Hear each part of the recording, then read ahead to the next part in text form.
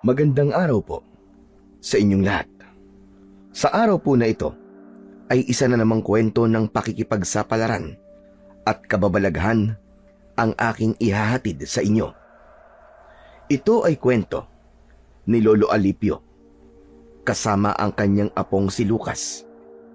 Nagtungo sila sa isang malayong bayan ng San Dionisio upang bisitahin ni Lolo Alipio ang kanyang pinsan na isang pare. Subalit nang dumating sila sa lugar na yon, ay abandonado na ang simbahan.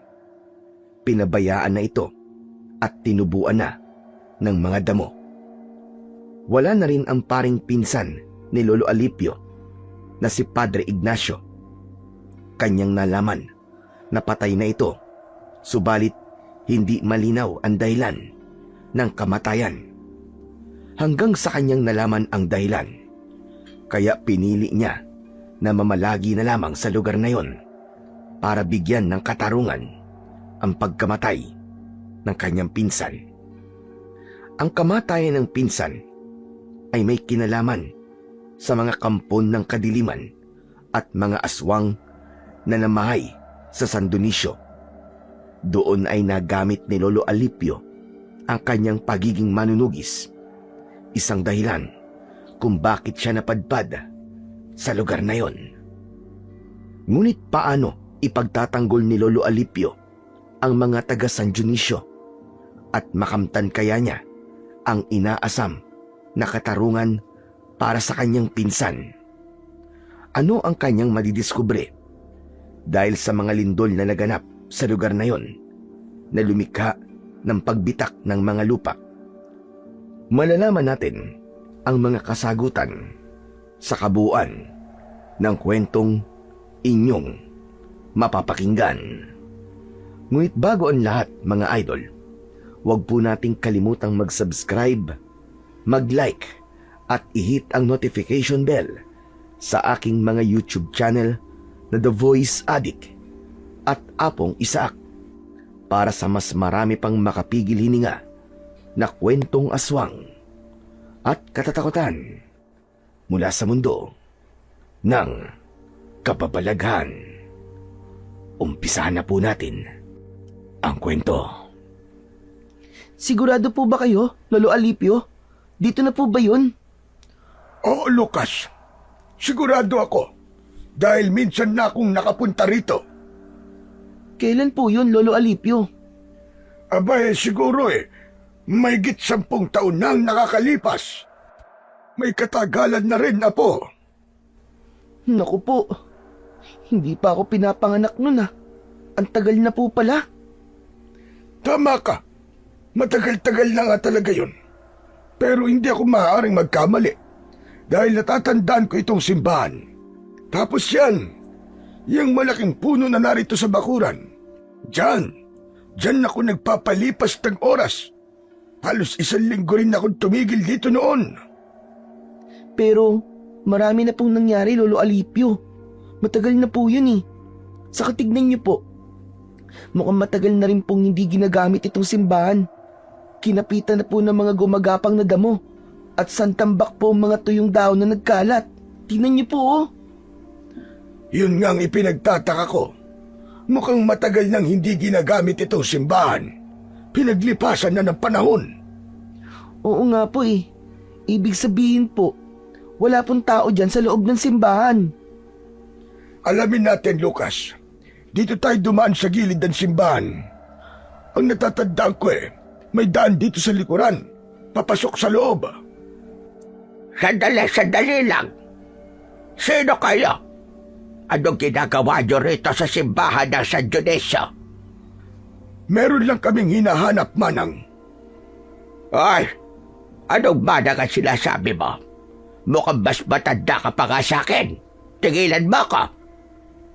Ano nga bang pangalan mo? Ako si Urbana. At matagal na ako naninirahan dito sa San Dionisio. Kaya kilala ko kapag may dayo na pumupunta dito. Kayong dalawa, alam kong dayo kayo. Opo, Aling Urbana. Ngayon lang po kami nakarating dito ni Lolo Alipio Dito po sa inyong lugar. Ako nga pala si Alipio. At itong apo ko ay si Lucas. Meron lang kasi kaming hinahanap, Urbana. Sino ba ang hinahanap ninyo? Si Father Ignacio. Alam ko na siya ang kura paroko dito sa inyong simbahan. Matagal nang wala ang taong hinahanap mo. Wala na rito si Padre Ignacio. Nasaan siya? Wala akong panahon para pag-usapan ang pari na yon. Teka, bakit naman? Basta, dahil ayoko na maalala pa siya. Kaano-ano ka ba niya? Pinsang buo ko siya. Nagpunta ko rito para sana bisitahin siya. Pero wala na pala siya rito.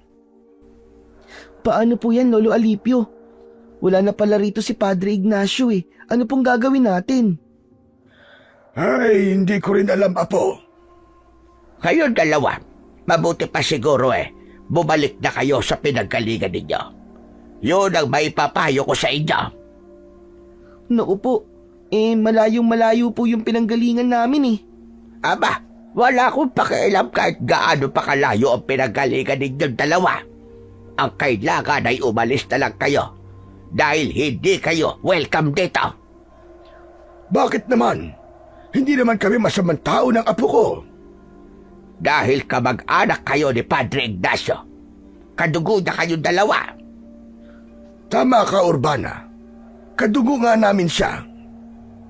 Ayun na nga Kaya mas maigi kung aalis na lamang kayo bago pa pag-initan kayo ng mga tao rito. Tinatakot niyo ba kami, Urbana? Hindi. Kundi nagbibigay lang ako ng babala sa inyo. Pero kung ayaw niyo akong paniwalaan ay bahala kayo. Saka lumayo na rin kayo sa simbang ito kung mahal niyo pa ang buhay ninyo. Umabot din ng 1.5 araw ang naging paglalakbay namin ng apo kong si Lucas para lang makita at makarating sa bayan ng San Dionisio. Dahil nga may 10 taon o 1 dekada na ang nakakalipas mula nang una akong makapunta sa lugar na yon. Kaya naman, naging mahirap para sa akin ang pagbalik. Maigi na lamang at natatandaan ko pa rin ang itsura ng simbahan. Subalit laking pagtataka ko na tila ba pinabayaan na ang simbahan ng San Dionisio. Hindi rin ako makapaniwala sa sinabi ng matandang babaeng may kasungitan at nagpakilalang si Urbana. Ayon sa kanya, ay matagal nang wala roon ang aking pinsan na si Padre Ignacio. Hindi naman masabi ng babaeng aming nakausap kung ano ba talaga ang nangyari. Bakit wala na siya roon at kung nasaan na siya? Tila ba may mga bagay itong ayaw niyang pag-usapan? Ang ibig mangyari ni Urbana ay bumalik na lamang daw kami kung saan kami nanggaling. Subalit, hindi na namin maaaring gawin yon ng apo kong si Lucas.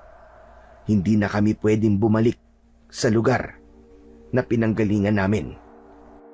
Kaya nga kami umalis sa pinagmulan naming lugar ay para tuluyan ng iwan yon at hindi na bumalik pa. Hinanap ko ang kamag-anak kong si Padre Ignacio upang humingi ng tulong sa kanya at nang meron din kaming matutuluyan ni Lucas. Kaya nga lamang, mabibigo lamang pala kami. Wala na sa San Dionisio ang pinsan kong pari. Lolo Alipio, paano po tayo nito? Ano pong gagawin natin? Hindi tayo aalis sa lugar na to, Apo. Pero narinig niyo po ba yung sinabi po ni Aling Urbana? Hindi daw po tayo pwede sa lugar nila. Bakit? Sino ba siya? Hindi naman siguro siyang may-ari ng lugar na ito. Saka, naniniraan lang din siya rito. Kung wala na po dito si Padre Ignacio, Lolo Alipio, nasan po kaya siya? Yun ang kailangan nating alamin, Lucas. Gusto kong malaman kung nasaan na ang pinsang kong si Padre Ignacio. Kung ano bang nangyari sa kanya. Saka, kung bakit tila pinabayaan na itong simbahan. Sapagkat wala kaming matutuluyan ng apo ko, Kaya nagpasya kung manatili kami sa abandonadong simbahan ng San Dionisio. Wala namang mga kabayan na malapit sa simbahan, kaya walang makakakita sa amin. Nagpunta kami ng apo ko sa gawing likuran ng simbahan dahil hindi nakakandado ang nakita kong pintong kahoy sa likod ng simbahan. Kaya naman nakapasok kami. Sa pagpasok namin ng simbahan ay nagulat pa kami ng apo ko dahil may nagliparan na mga paniki na doon ay namamahay. Talagang matagal na pong walang tumutuloy dito, Lolo Alipio. Nagiging bahay na rin po ng mga paniki. Nagtataka talaga ako. Bakit hindi na kaya ito ginagamit? Baka po dahil sobrang luma na. Pero hindi mo ba nakikita po? Maaari pa itong gamitin dahil matibay pa itong simbahan. Baka po tinamad na rin pong magsimba yung mga taga rito, Lolo. Pero bakit naman? Maraming katanungan ang lumigalig sa isipan ko habang nasa loob kami ng simbahan. Ang mga katanungang yon ang nais kong isa-isang mabigyan ng kasagutan. Dahil nga wala kaming matutuluyan ni Lucas, ay naglakas loob na lamang ako na doon kami tumuloy. Dito na po tayo, Lolo. Oh, Lucas. Saka wala naman tayong ibang matutuluyan. Wala na akong ibang kakilala sa lugar na ito. Tapos ang sungit pa po ni Aling Urbana, no? Hindi naman kagandahan. Hayaan mo na siya. Kalimutan mo na ang kasungitan ng babaeng yon. Baka inuurungan na ng regla yon kaya masungit. Siguro nga po. Lolo, nagugutom na po ako. May tira pang pagkain at tubig sa dala nating bag. Yun na lang muna ang kakainin natin ngayong gabi. Bukas susubukan kong tignan ng mga gamit dito sa kusina ng lumang simbahan. Baka mamaya may mga gamit panluto na maaaring mapakinabangan natin. Sabi ko nga sa iyo, Apo, ilang linggo din akong tumuloy dito. Nung kura paroko pa dito, ang pinsan kong pare. Upang mapawi ang nararamdaman naming gutom ni Lucas, ay pinaghatian namin ang natitirang tinapay at tubig. Ang kailangan lang naman ay may laman ang aming tiyan bago kami magpahinga ng gabing yon. May nakita kong ilang piraso ng kandila, kaya yon ang ginamit ko para maging tanglaw namin ng gabing yon. Pinatay ko na lamang ang sindi ng kandila bago kami natulog. Nagsisimula ng sumikat ang araw nang magising ako dahil sa paruot paritong takbuhan ng mga hayop na naligaw sa loob ng lumang simbahan. May pusa at bubwit na naghahabulan. Ang iba ay dumaan pa sa aking paanan, kaya ako nagising. Samantalang ang apo kong si Lucas ay tila walang pakiramdam kahit may mga bubwit na tila nagpapatintero sa kanyang paanan. May naulinagan akong tila may nag-uusap sa labas, kaya tumayo ako para silipin kung sino ang mga yon. Magkukubli pa sana ako, kaya lamang ay nakita na nila ako. Nagbalik pala roon ang babaeng mataray na si Aling Urbana. May kasama siyang lalaki na mas bata ang edad kaysa sa akin. Nasa edad 65 na ako. Ang lalaking kasama naman ni Urbana ay sa tingin ko ay nasa edad 50 pa lamang. Dahil nakita na ako ni Urbana, ay hindi na ako nakapagtago pa. Wari naiinis itong sumugod sa akin at nakasunod sa kanya ang lalaki niyang kasama. Tignan mo ka naman. Ang tigas din ang ulo mo, no, Albino? Sinong Albino sinasabi mo? Abay ikaw, hindi ba Albino ang pangalan mo? Alipio ang pangalan ko, Urbana, hindi Albino. Pasensya na. Nakalimutan ko. Saka magkatunog naman marami kasi akong iniisip. Pero teka lang. Ano pa ba ang ginagawa nyo rito? Nasaan ang apo mo? Natutulog pa siya. Nakita mo na. Ginawa nyo ng panuluyan itong simbahan. Wala kasi kaming ibang matutulugan. Kaya dito na kami nagpalipas ng gabi. Sino ba nagbigay sa inyo ng pahintulot para matulog dito sa simbahan? Wala, di ba? Matigas din ang ulo mo, ano? Sinabihan na kita kahapon na umuwi na lang kayo kung saan man kayo galing. Sandali. Makikialam na ako. Urbana, ano bang ikinagagalit mo sa kanila? Hindi mo ba nakikita, Kapitan Simo?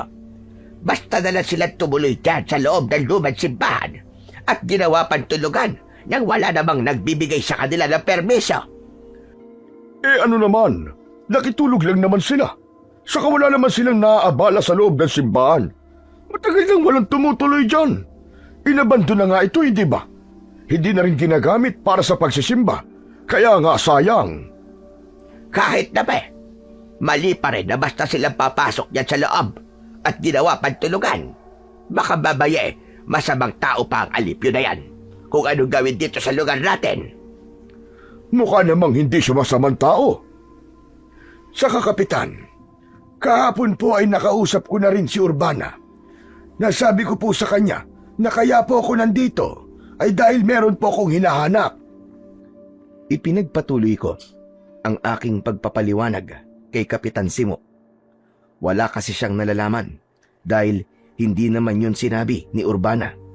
Kaya sinabi ko sa Kapitan ang dapat niyang malaman kung bakit kami napadpad ng apo ko sa lugar na yon. Yun naman pala hinahanap ni Mang Alipio ang pinsan niyang si Padre Ignacio. Kaya nga lamang ay wala na pala siya rito, Kapitan Simo. Oo, Mang Alipio. Matagal na rin wala siya rito. Wala ho kasing nakarating sa akin na hindi na pala siya dito nakadestino. Ibig mo sabihin hindi nakarating sa inyo. Napatay na si Padre Ignacio? Ano kanyo, Kapitan? Patay na siya? Oo. At mismo sa loob ng opisina niya dito sa simbahan, natagpo ang patay si Padre Ignacio. Anong ibig mo sabihin, Kapitan Simo? Anong ikinamatay ng pinsang kumpare? Yan ang hindi pa rin malinaw sa mga taga rito. Anong ibig niyo sabihin? Isang misteryo ang pagkamatay niya, ganun ba? Ang sabi lang, pinatay siya ng kampo ng dilim dahil na rin sa kanyang malaking pagkakasala. Teka sandali, ano naman pagkakasala ang nagawa ng pinsan ko? Ayokong pag-usapan natin ang bagay na yan dahil kinikilabutan ako. Kapitan Simo, mauna na ako. Meron pa pala akong dapat pang gawin. Maiwan ko na kayo rito. Kapitan, hindi ko maintindihan ang sinasabi ni Urbana. May alam po ba kayo? Ang totoo, wala rin ako masasabi. At hindi ko rin alam ang buong detalye tungkol sa nangyari kay Padre Ignacio. Dahil wala ako dito noong mga panahong yon. Naroon ako sa Maynila at nagtatrabaho. Nabalitaan ko na lang na patay na si Padre Ignacio. Mula nung namatay siya, wala nang inihalili sa kanya. Hindi na nagpadala pa ng bagong kura paroko. Hanggang sa mapabayaan na rin itong simbahan. Umiiwas na rin ang mga taga rito na magtungo rito para magdasal. Pero bakit naman? Dahil ginawa raw na pugad ng masasama ang simbahan at kagagawan daw yon ni Padre Ignacio. Hanggang dun lang ang alam ko, pero hindi malinaw sa akin ang buong detalye. Lalo ko naguguluhan sa mga sinabi niyo sa akin, Kapitan Simo. Kaya nga sa palagay ko ay tama lang na napadpad ka rito sa San Dionisio dahil ikaw mismo makakatuklas ng totoong nangyari. Yun talaga ang gagawin ko, Kapitan Simo. Pero may pakiusap sana ako sa inyo. Ano ho yun, Mang Alipio? Wala kasi kaming matutuluyan ng apo ko habang nandito kami. Maaari bang dito na kami tumuloy sa simbahan? Total hindi naman na ito ginagamit. At bilang ganti ko sa pagpapatuloy niyo sa amin dito, sisikapin kong linisin ang simbahan na ito. Aba, magandang suggestion yan, Mang Alipio. Ang totoo, dapat talagang nililinisan itong simbahan dahil lalo lang kinatatakutan dahil sa dami ng mga halamang gumagapang na lalo lang nakakasira sa itsura ng simbahan. Huwag kayong mag-alala, Kapitan. Ako na hong bahala. sisikapin kong linisin ang simbahan habang nakatira kami dito.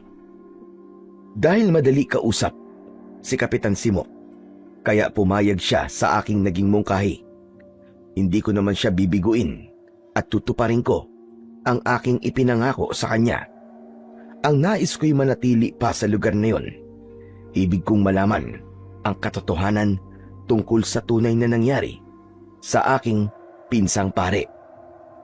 Paanong tila galit sa kanya ang mga tao roon base sa naging reaksyon ni Urbana.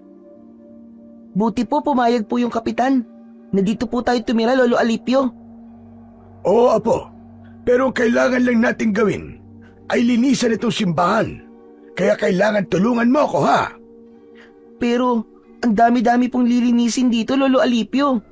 Siyempre, pakunti-kunti ang gagawin natin paglilinis. Dahil hindi naman natin makakayang linisan kagad ito ng ganong kabilis. Sige po, tutulong po ako, Lolo. Ayos. Pati paggawa ng mga ibibenta nating gamot mula sa ugat at dahon ng halaman ay dapat tulungan mo rin ako, ha? Para meron tayong pagkakitaan. Kasi kailangan natin yon para meron tayong pambili ng pagkain natin. Okay po, Lolo. Lolo Alipio, hanggang kailan po ba tayo dito? Hindi ko rin alam, Apo. Sa palagay ko matatagalan tayo dahil meron akong dapat ayusin at tiyakin. Kaya lang po, Lolo Alipio, nakakalungkot po na wala po dito si Padre Ignacio. Akala ko pa naman magkikita kami. Patay na po pala siya. Yun nga ang kanilang sinabi. Kaya nga kailangan pumirmi muna tayo dito para malaman ko kung ano ba ang totoong sinapit ni Padre Ignacio. Sapagkat ipinangako ko ang paglilinis ng simbahan, kaya sadyang naglaan kami ng oras ng apo ko upang maglinis doon. Una naming nilinisan ang loob ng simbahan, lalo na ang lugar na malapit sa tanggapan at kusina kung saan kami tumutuloy. Inunti-unti rin namin ang paglilinis sa labas. Inalis at binunot ang mga tumutubong damo upang maging maaliwalas ang bakuran nito. Kaya naman, kahit papano, ay nakita ang pagbabago sa lumang simbahan. May mga taong ikinatuwa ang ginawa naming paglilinis sa simbahan. Isa na roon ay si Rosana, isang deboto na malayong malayo sa ugali ni Urbana. Salamat na lamang at dumating kayo rito sa San Dionisio. Kahit paano ay umayos na tong simbahan. Abang-aba na kasi ang itsura nitong simbahan. Masyado nang pinabayaan. Tama ka, Alipio. Mula kasi na mawala si Padre Ignacio, lumayo na ang mga tao para magsimba. Kaya nga pinabayaan na rin nila ang simbahan. Ganun na nga. Pero bakit pati ang pagsisimba ay para bang kinalimutan na rin nila? Dahil nawala na sila ng tiwala sa alagad ng Diyos. Kay Padre Ignacio? Oo, Alipio. Hindi kasi nila nagustuhan ang mga nangyari. Hindi nagustuhan ang alin ba, Rosana? Pasensya na, Alipio. Pero hindi ko masasabi sa iyo. Pero bakit naman? Ang totoo ay iniiwasan ng mga taga rito sa San Dionisio na alalahanin pa ang pangyayaring yon. Hindi ko talaga maintindihan. Kahit si Urbana ay ayaw magsalita. Pero nagagalit siya kapag ang pag-uusapan ay si Padre Ignacio. Dahil hindi pa rin niya matanggap. Lalo na't malaking naging tiwala at respeto nila kay Padre Ignacio. Talaga bang hindi mo maaaring sabihin sa akin? Pasensya na, Alipio. Saka ayoko rin may masamang mangyari sa akin. May masamang mangyayari sa'yo? Oo. Yun ang sabi-sabi. Kapag pinag-usapan at naibunyag sa ibang tao ang tungkol sa sinapit ng simbahan ng San Dionisio at ng paring si Padre Ignacio, ay posibleng may mangyaring masama. Pambihira na yan. Lalo tuloy ako naguguluhan. Kaya pasensya na, Alipio. Pero wag kang mag-alala. Kung magtatagal pa kayo rito, ay siguro naman ay malalaman nyo rin ang buong katotohanan. Salamat na lang, Rosana. Walang anuman. Kailangan ko na munang umuwi. Pero nagpapasalamat talaga ako sa iyo, Alipio. Malaking bagay itong ginawa mo sa simbahan. Sana naman, sa ginagawa mong paglilinis, kahit paano mawala na ng tuluyan ng kamalasang nakakabit sa simbahang ito. Yun ang huling sinabi ni Rosana na lalong naging palaisipan sa akin. Masyadong malihim ang mga taga San Dionisio tungkol sa nangyari sa kanilang lugar na tila dekada na ang nakalipas. Kaya naman, sa bawat araw na lumilipas ng pamamalagi namin ni Lucas sa lugar na yon, ay napuno ng iba't ibang alalahanin at katanungan ang isipan ko. Wala naman akong mapagtanungan dahil walang sino man ang nais magsabi at magkwento. Kung ang mga taong may edad na ang kakausapin ko ay sadya namang umiiwas sila, hindi naman ako maaaring magtanong sa mga kabataan dahil lalo silang walang nalalaman. Kaya ipinagpatuloy na lang namin ni Lucas ang pagpapaganda ng simbahan. May mga pagkakataon na itinitigil ko ang paglilinis para naman asikasuhin ang paglalaga ng mga dahon at ugat ng halaman na kinukuha ko sa malapit na gubat. Gumagawa ako ng mga gamot na inilalagay ko sa bote upang ipagbili. Mga gamot na maaaring gamiting panghilot o pangmasahe sa mga sakit ng katawan. Meron ding maaaring inumin kapag nagkakaroon ng problema sa kanilang panunaw. Ang tungkol sa paggawa ng mga gamot na ibinibenta ko na nakalagay sa bote ay itinuro pa sa akin ng lola ko. Bagay na naman ako sa kanila na aking napapakinabangan dahil mabisa ito kapag ginamit ng taong may nararamdaman sa kanilang katawan. Lolo Alipio, buti na lang po at nabili po lahat ng mga nakaboting gamot na ginawa nyo. Kaya nga nagpapasalamat ako, Lucas. Dahil kahit papano, nakikilala na ang mga tinitinda natin. Paano po? Mahusay po kasing gamitin. Lalo na po yung panghilot at panghamplas po sa mga sakit sa katawan. Yun po maraming naghahanap. Kaya sa susunod, yun ang dadamihan natin. Mainam kasi yun sa rayuma at sa pangangati ng katawan. Kaya meron na naman po tayong pambili ng pagkain natin, Lolo. Kaya nga salamat sa Panginoon at kahit papano ay hindi niya tayo pinababayaan. Oo naman po, lalo na po sa ginagawa natin. Binabalik po natin sa dating ganda itong simbahan. Kaya binibless po tayo ni Lord. Tama ka, Apo. Kaya ituloy lang natin tong ginagawa nating pagpapaganda dito sa simbahan. Kaya lang po bakit ganun? Parang ayaw po pumunta ng mga tao dito. Di ba kahit naman po walang pari dito, maaari naman sila magdasal dahil bahay pa rin po ito ng Panginoon. Oo, pero sa ngayon, wala pa tayong magagawa kung sadya na nilang kinalimutan ang paglapit sa Panginoon. Nakakalungkot naman po yun. Kailan sila lalapit sa Panginoon kapag may nangyari ng masama sa kanila? Pero baka huli na ang lahat pag nagkataon. Kaya nga meron akong naiisip habang namamalagi tayo rito sa San Dionisio. Ano po yun, Lolo Alipio? Hindi ko na muna sinagot ang tanong ng aking apo. Saka ko na lang sasabihin sa kanya. Ang kailangan ko na lang munang gawin ay matapos na namin ang ginagawa namin ni Lucas para ibalik sa dating ganda at ayos ang simbahan na dekada nang inabandona at pinabayaan. Yun nga lang, hindi pa rin nawawala ang pagiging kontrabida ni Urbana sa hindi ko maunawa ang dahilan. Ano naman ngayon kung nililisan mo at pinaganda itong simbahan, Alipio? Akala mo yata ay magpapasalamat ako sa iyo. Hindi ko naman sinasabi sa iyo na magpasalamat ka, Urbana. Ano ba gusto mo palabasin? Ba't mo ginawa ito? Wala. Gusto ko lang linisan at makatulong dito sa San Dionisio. Kung ano man diyang ginagawa mo, Nagsasayang ka lamang ng panahon. Paano naging pagsasayang ng panahon itong ginagawa kong pagpapaganda sa simbahan? Sige nga, Urbana. Dahil wala nang saysay yan. Iniisip mong walang saysay. Oo, dahil wala nang paggagamitan ng simbahan na to. Hindi na nga nagkaroon ng oras ang mga taga rito para pumasyal dito. Yun na nga ang mali, Urbana. Dapat nga ikaw ang isa sa kinakikitaan na hindi dapat lumayo ang mga taga rito sa paniniwala sa Panginoon. Matagal na silang lumayo. Yun nga ang mali. Kasalanan yun ng pinsan mo, si Padre Ignacio. Hayang ka na naman, Urbana.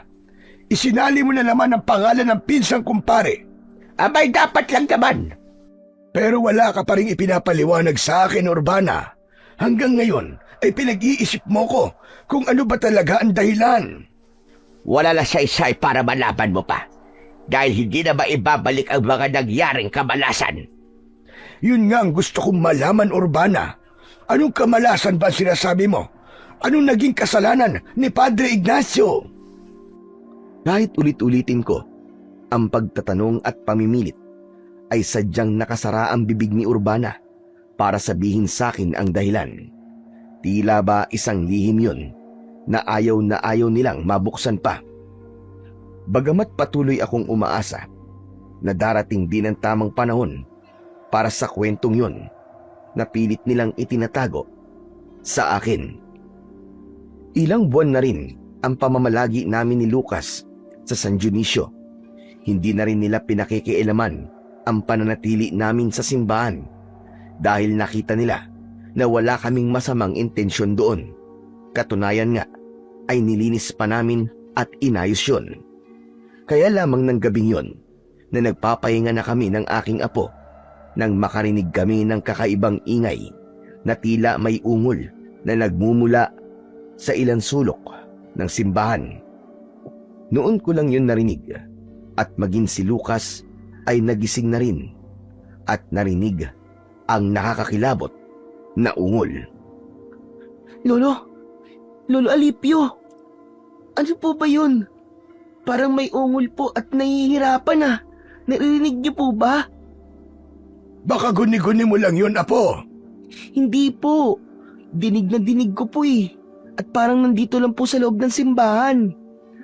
Huwag mo nalang pansinin, Lucas. Sige na, ituloy mo na lang ang pagtulog mo. Lolo Alipio, paano po ako makakatulog? Ang ingay-ingay po ng ungol. Saka parang nasasaktan po. Nahihirapan. Sabi ko naman sa'yo, ay huwag mo nalang pansinin. Sa kabila ng mga sinasabi ko sa aking apo na huwag dalang pansinin ang anumang naririnig niya, ay lalo namang nagiging malakas ang ingay na yon. Boses yon ng taong nasasaktan at nahihirapan. Kaya lamang, wala naman akong makitang anuman, kundi tinig lang yon na umaalingaw-ngaw sa loob ng simbahan. Lolo Alipio, natatakot po ako. May multo po yata dito sa simbahan eh. Pero bakit ngayon lang po? Nang dumating naman tayo dito, wala naman tayong naririnig at nararamdaman na ganyan. Hindi ko rin alam, Lucas. Lolo, umalis na lang kaya tayo dito. Ayoko na po rito, natatakot na po talaga ako eh. Pero Apo, wala tayong ibang mapupuntahan. Saka sabi ko nga sa'yo, hindi ba? Hindi pa tapos ang misyon ko rito. Di po ba wala na po rito si Padre Ignacio? Oo, kaya lamang ay meron pa akong kailangang malaman. Kasi naman Lolo Alipio, natatakot na po kasi ako dito eh. Baka mamaya kung ano pa pong mangyari sa atin. Hanggang kasama mo ko, Apo, Lucas. Walang masamang mangyayari sa'yo. Saka siyempre, hindi kita pababayaan. Pareho kaming nahirapang makatulog ng gabing yun dahil sa ungol at ingay na narinig namin ni Lucas. Mag-uumaga na kaming nakatulog dahil tumahimik din ang loob ng simbahan. Nawala ang daing at ungol na nagbigay sa amin ng kilabot. Hindi ko namalayan na kinabukasan ay maaga palang nagising ang apo ko. Hinayaan niya akong nagpatuloy sa aking pagtulog. Kaya lamang, nagulat ako at napabungkawas nang marinig ko ang malakas niyang sigaw. Hala, ang apo ko yun ah. Boses yun ni Lucas. May nangyari sa kanya. Nagmamadali akong bumangon sa pagkakahiga at pinuntahan si Lucas sa lugar kung saan ko narinig ang kanyang sigaw. Inabutan kong takot na takot ang itsura ng apo ko na nakasalampak at nakaupo sa isang sulok ng simbahan. Apo! Apo! Ano nangyari sa'yo? Bakit ka sumigaw? Halos hindi makapagsalita si Lucas. Sabay turo sa isang direksyon. Sinundan ko ng tingin ang direksyon na itinuro niya. Ako man ay totoong nagulat nang hilakbot ako at nakaramdam ng panghihina nang makita ko ang itinuro ng apo ko. Nagkalat ang sariwang dugo sa sahig ng simbahan. Diyos ko! Paano nagkaroon ng dugo riyan? At sariwa pa ang dugo? Lolo, kagabi po narinig po natin. Hindi po siya guni-guni. Mukhang totoo po. May totoong pinahirapan po dito. Imposible yun. Walang ibang tao rito kagabi. Pero bakit po may dugo, Lolo Alipio? At sariwang dugo pa po yan. Tignan niyo po. Oh. Hindi pa nga po natutuyo ang dugo eh. Baka may hayop lang na namatay dyan.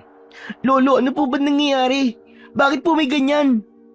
May pinatay po ba rito kagabi sa loob ng simbahan, Lolo? Sabihin niyo po. Gaya na sinabi ko sa'yo, wala naman tayong nakita, hindi ba?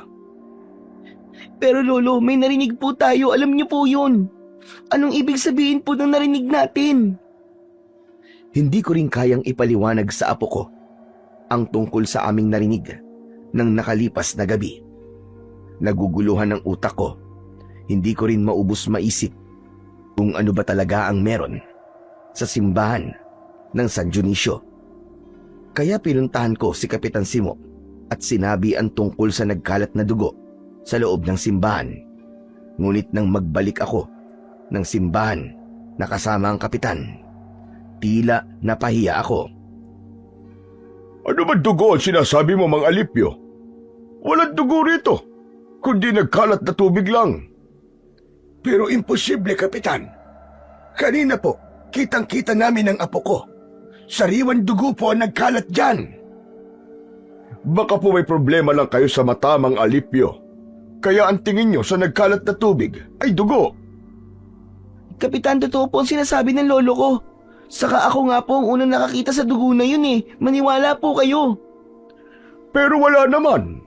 Paano ako maniniwala kung wala akong nakikitang dugo? Pero paano po kaya nangyari yun? Bakit bigla pong nawala yung dugo? Hindi kaya nananaginip ka lang nang makita mo yun. Hindi po. Gising na gising po ako, Kapitan. Kaya nga lang wala naman talaga akong dugong nakikita eh. Baka iniisip nyo na nasisira na ang ulo namin ng apo ko. Ay, wala naman po akong sinasabing ganun, Mang Alipio. Umalis na si Kapitan Simo na umiiling-iling. Nagmukha tuloy kaming nasisiraan na ng bait dahil sa pangyayaring yon. Pero paanong ang dugo na nakita namin ng apo kong si Lucas ay nawala ng ibang tao na ang tumingin doon, kundi naging tubig lang na nagkalat ang nakita ni Kapitan. Lolo, nakakatakot na po talaga rito. Ang iniisip ko, Apo, di kaya may ibang gustong ipahiwatig ang pangyayaring yun?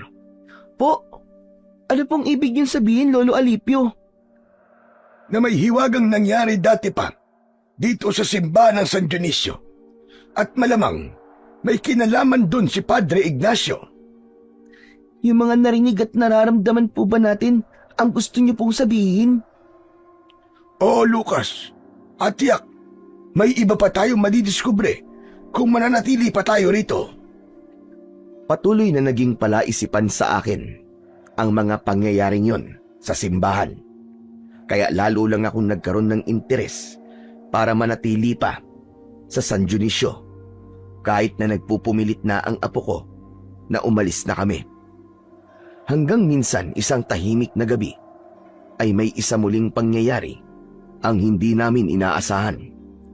Naligalig at nagising kami ng biglang pagkalembang ng kampana sa gitna ng hating gabi. Lolo Alipio, pakinggan niyo po.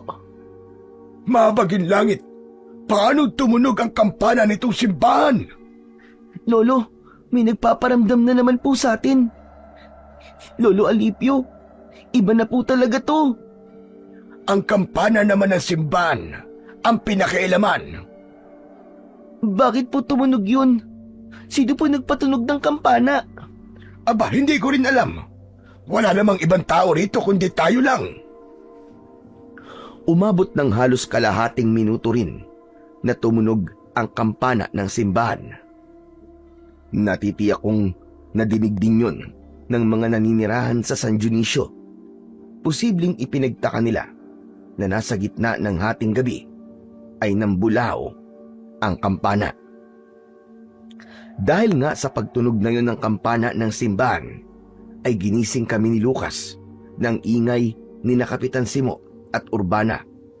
Tila nagpupuyo sa galit ang matandang babae. Gusto akong awayin nang makita niya. Ano ba gusto mo magyari, ha, Alipio? Naparito ka ba para magulo dito sa San Dionisio? Nagawa mo pang patunugin ang kampana? Nananakot ka ba?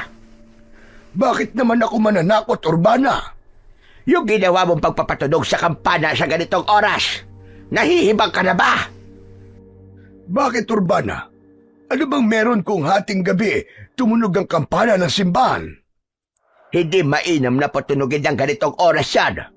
Dahil ginagawa mong tawagin ang mga kampo ng dilema. Ano ka mo? Oo, yun ang ginawa mo.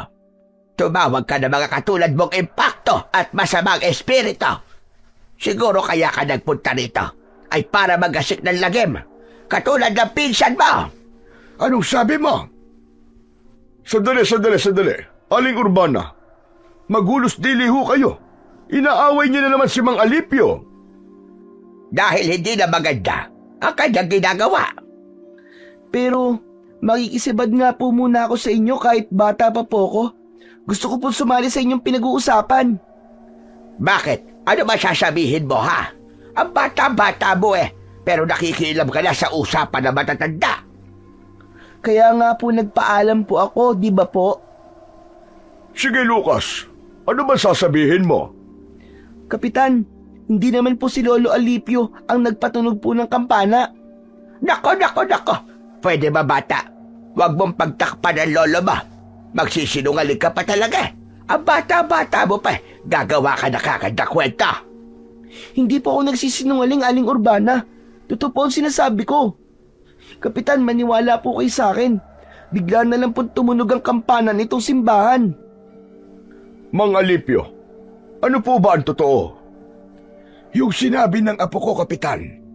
Nagulat na nga lang po kami dahil bigla pong kumalembang ang kampana samantalang wala naman nagpapatunog doon. Saka walang ibang tao rito maliban sa amin ang apo ko. Gusto mo paniwalaan kita, Alipio? Hoy, huwag ka nang gumawa na kwenta. Maniwala po kayo sa lolo ko, Aling Urbana.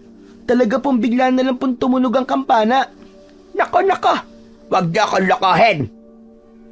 Paano kung totoo sinasabi nila, Urbana? Dahil minsan na rin may naranasang kakaiba rito sa simbahan. Nang puntahan nila ako sa barangay, nakakita sila ng nagkalat na dugo.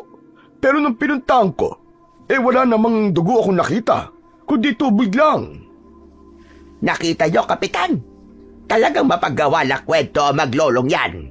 Kaya nga dapat lamang na umalis na sila rito. Dahil nakikita kong gulo lang ang dala nila rito sa San Dionisio. Tama na ang trahedyang nangyari dito. Nahatid ng kamag-anak nilang pare. Huwag na sana maulit yan. Napatitig ako kay Urbana dahil sa kanyang mga sinabi.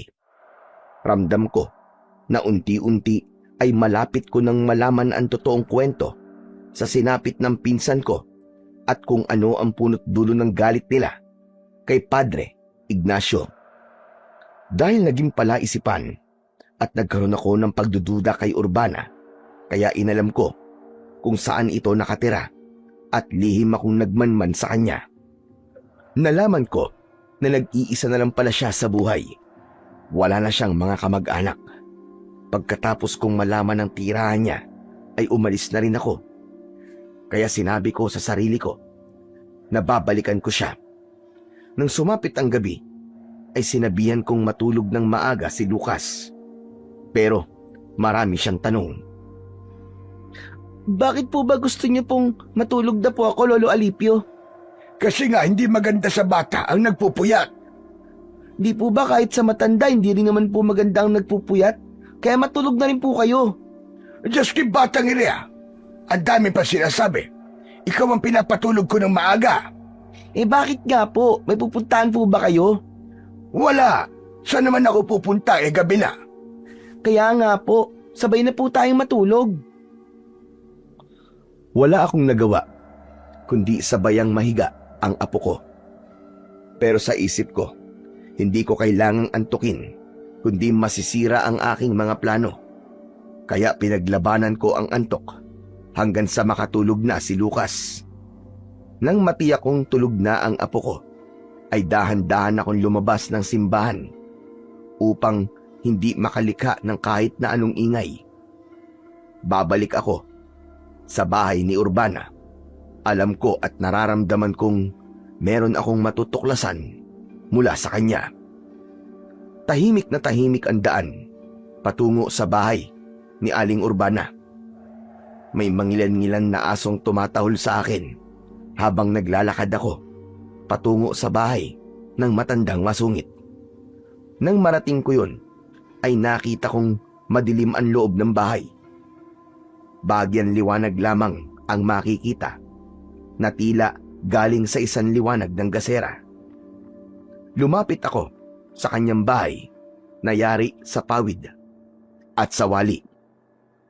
Nahihiwagaan talaga ako sa babaeng ito.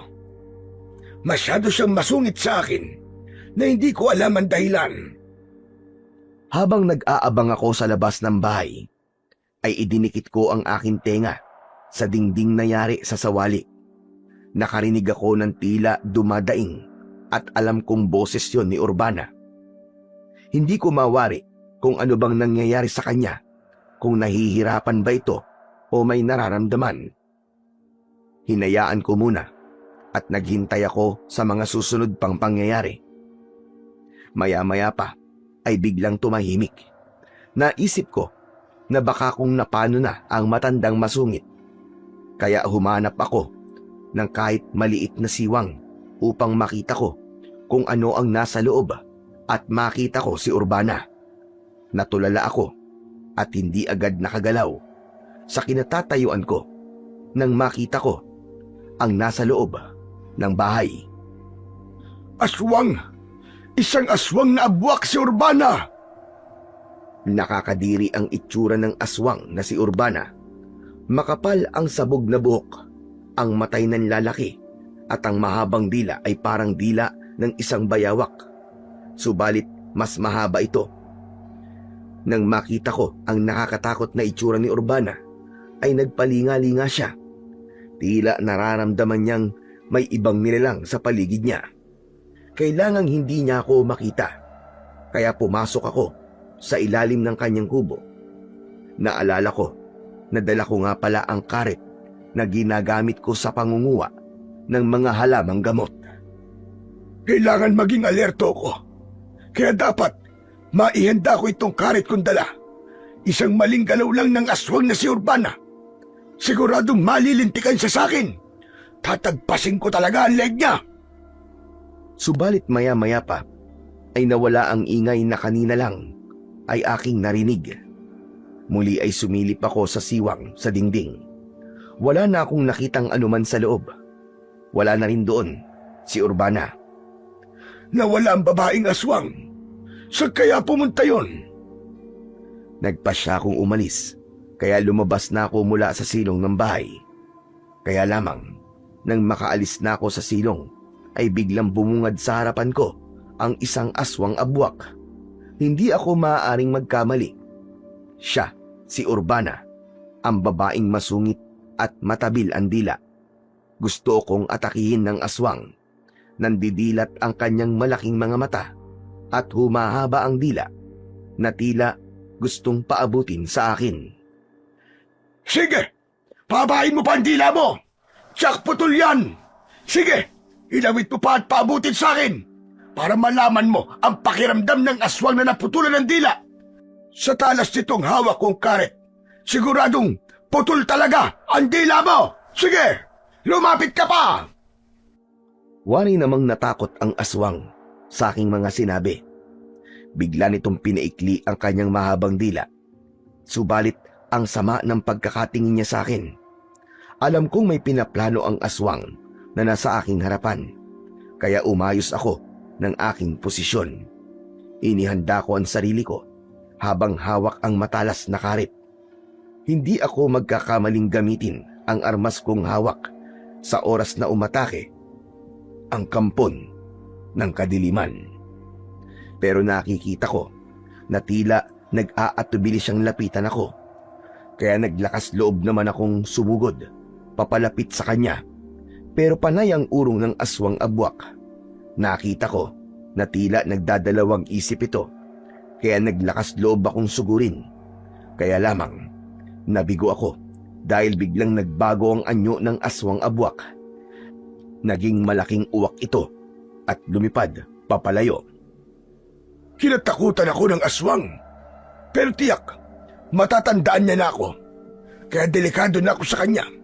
Pero kahit kailan, hindi ako maaaring matakot sa aswang na yon. Lalo na ngayong kilala ko na kung sino siya. Mula nang madiskubre ko ang tungkol sa tunay na pagkatao ni Urbana, ay umiwas na siyang magpunta sa may simbahan. Malamang dahil nag-aalala siya na baka sinabi ko sa ibang tao ang kanyang lihim. Pero hindi yun ang plano ko. Gusto kong ako mismo ang tatapos sa kanya.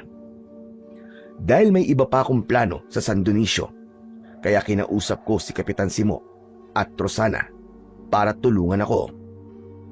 Teka, ano ba yung pinaplano mo, Mang Alipio? Dahil maayos na muli ang simbahan at nalinis na namin, kaya maaari na uli itong gamitin.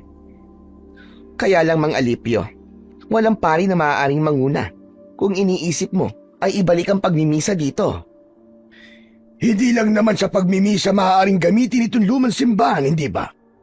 Maaaring magpunta ang mga taga rito para dito sila magdasal. Dapat silang manalangin, humingi ng tawad at magpasalamat. Alam nating tahanan ng Diyos ang simbahang ito.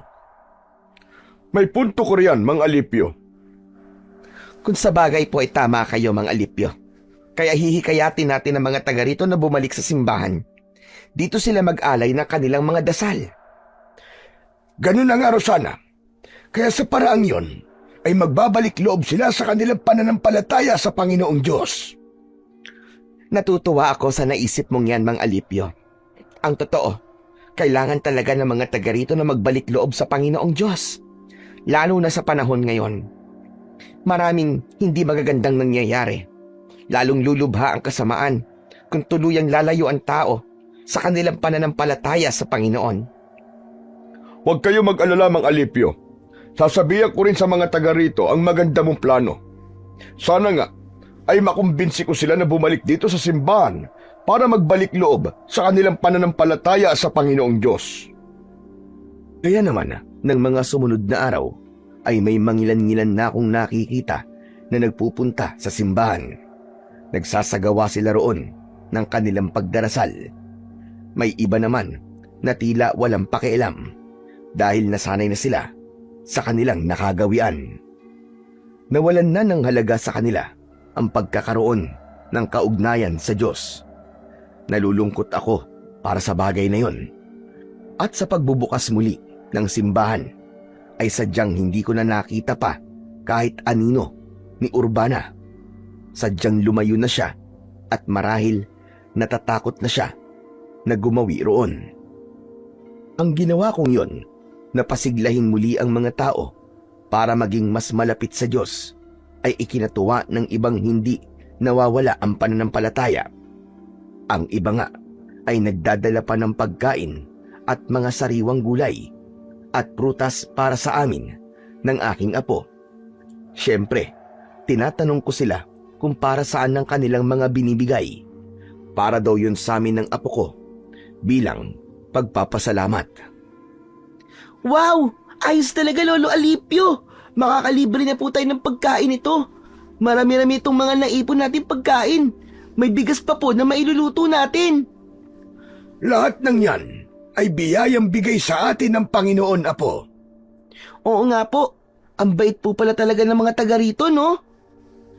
Kahit saan lugar naman ay may mababait. Meron ding hindi kabaitan. Mga masasama po. Oo, kaya mapalad tayo na may mga taong handang magbahagi ng natatanggap nilang biyaya. Kasi po, natutuwa po sila sa ginawa nating paglilinis at pagpapaganda po dito sa simbahan. Tama ka, Apo. Kung hindi tayo nagtiyaga para linisan at ayusin ito, magmumukha pa rin nakakatakot ang simbahang ito. Marami pa rin ang lalayuan ito. Siya nga po pala, Lolo Alipio. Kanina po, may narinig po ako nag-uusap. Sabi, may masamang nilalang daw po na gumagala po dito sa San Dionisio. Anong klaseng masamang nilalang daw yon? Aswang daw po, Lolo. Di kaya may kinalaman po ang aswang na yon dun po sa mga nararamdaman natin dati pa? Saka yung mga nangyari po dito sa simbahan? Naisip ko nga rin yan, Apo. Posibleng tinatakot tayo para hindi na natin ituloy ang pagsasayos ng simbahan. Gumagawa siya ng bagay na ikatatakot natin at nang iwan na natin ang lugar na ito para maghari ang kampo ng dilim sa lugar na ito. Tama po kay Lolo Alipio. Kasi po, hindi gusto ng kampo ng dilim na buksan uli itong simbahan, di po ba? Tama ka, Apo. Kaya tama ang hinala natin. May kinalaman nga ang kampo ng kadiliman sa mga nararamdaman nating kakatwa. Gusto nilang hadlangan ang mga ginagawa natin. Pero pasensya na sila dahil hindi nila tayo nagawang pigilan. Lalo na ngayong nakikita na natin nagsisimula ng bumalik ang mga tao rito sa simbahan. Totoong ikinatuwa ko ang mga nagiging pagbabago sa San Dionisio. Pero hindi ko maaaring isantabi at kalimutan ang natuklasan ko tungkol kay Urbana.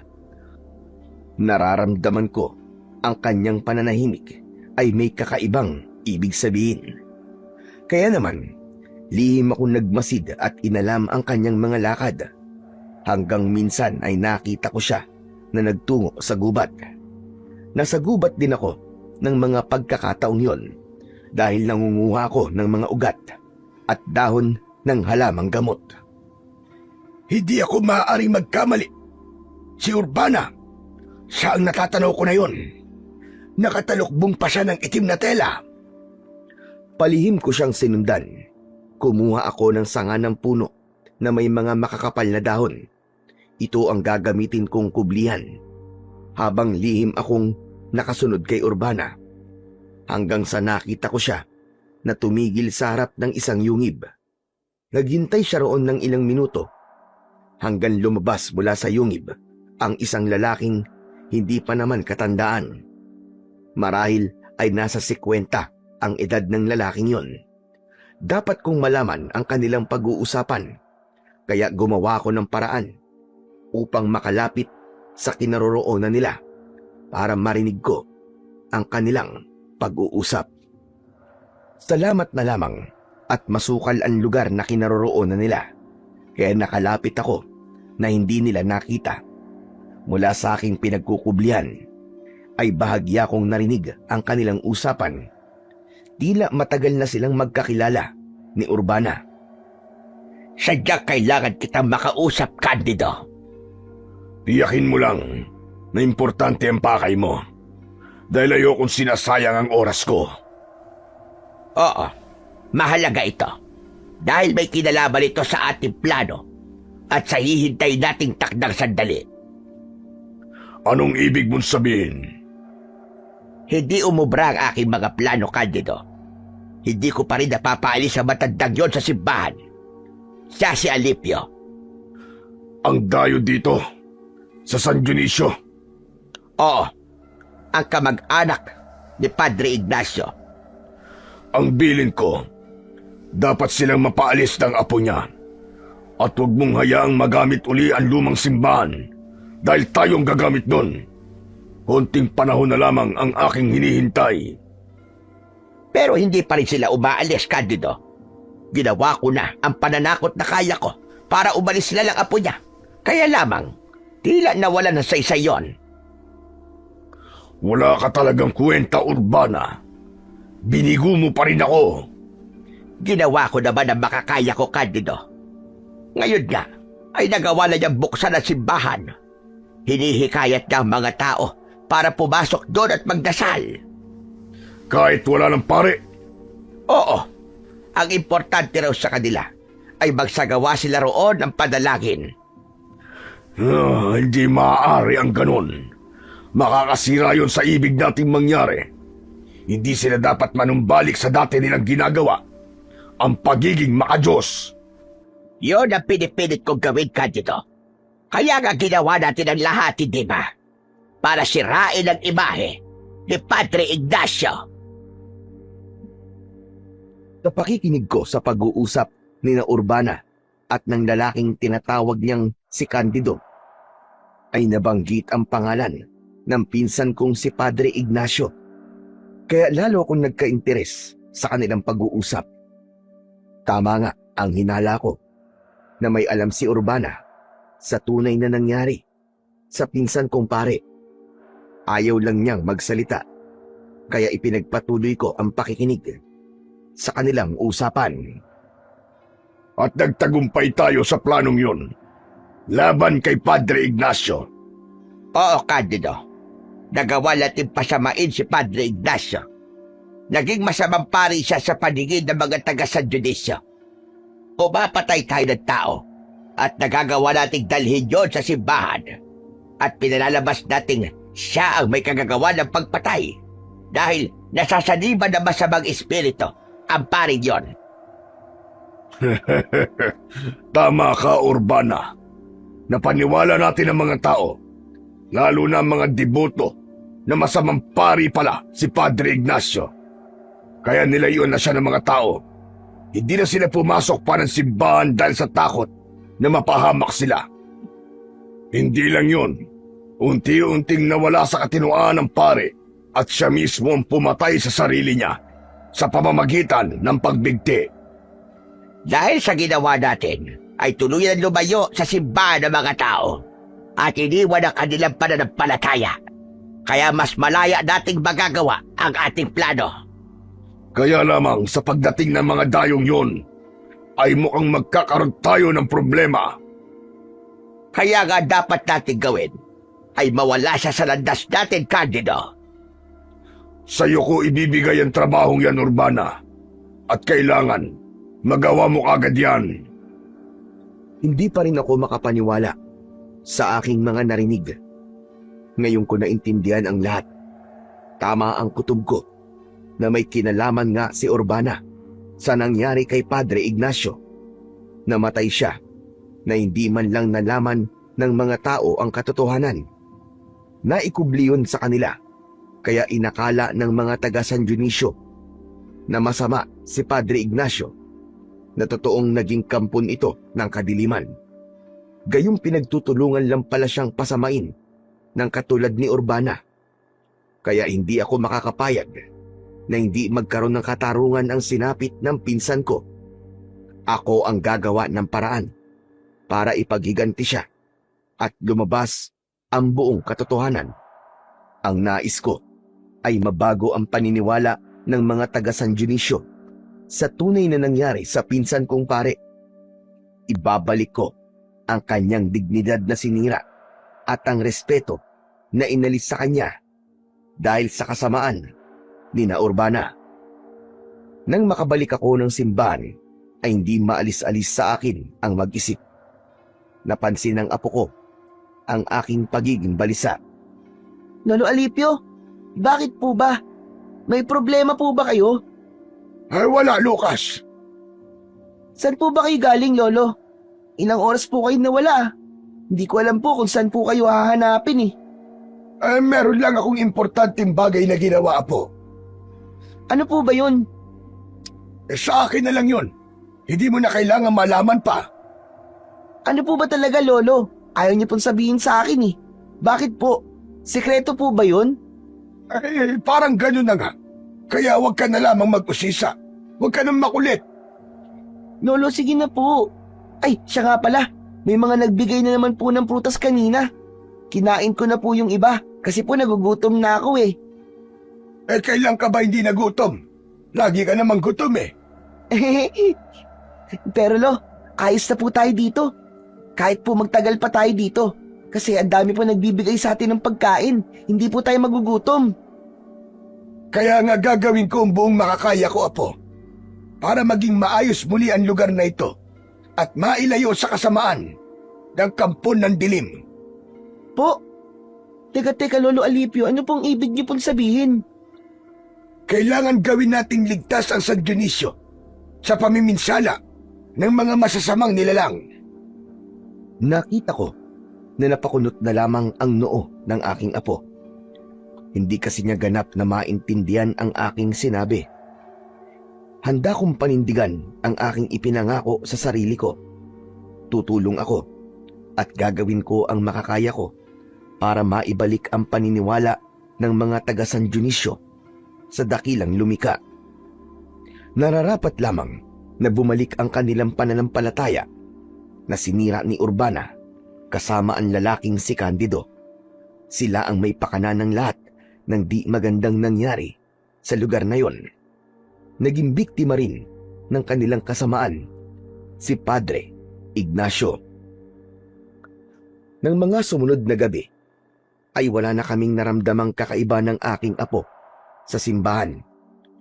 May palagay akong huminto na si Urbana na takutin kami at gumawa ng kung anong bagay na maaaring magtaboy sa amin upang iwan ang paninirahan sa simbahan. Dahil nga, may nabuo na akong desisyon. Kaya ng gabing yon, na matutulog na ang apo kong si Lucas, ay kinuha ko ang bag na bitbit ko nang magtungo kami sa lugar na yon. Isang bagay ang nakabalot ng tela na aking nilabas. Isang maliit yun na imahe ng Santo Niño na inukit sa isang kahoy na kung tawagin ay apitong. Madilim na kayumanggi ang kulay ng kahoy na ito. Pinaniniwalaan din na ang kahoy na apitong ay isang matigas at matibay na kahoy. Kaya pambihira ang katangian nito. Ang hawak kong maliit na imahe ng Santo Niño ay gawa sa ganitong uri ng kahoy na ayon pa sa aking ninuno ay may pambihirang kakayahan. Naaalala ko pa ang bilin sa akin ng ninuno ko na nagpasa sa akin ng munting imahe. Magagamit ko raw yun para protekta ng sarili ko at gamitin yun para makatulong sa ibang tao na nasa panganib. Hanggang sa napatunayan ko ang hiwaga na meron ang munting imahe ng Santo Niño na gawa sa apitong dahil minsan ko na itong nasubukan. Nagkaroon ako ng kakayahan para harapin ng mga kampo ng dilim. Isa na nga nang minsang mapalaban ako sa mga aswang.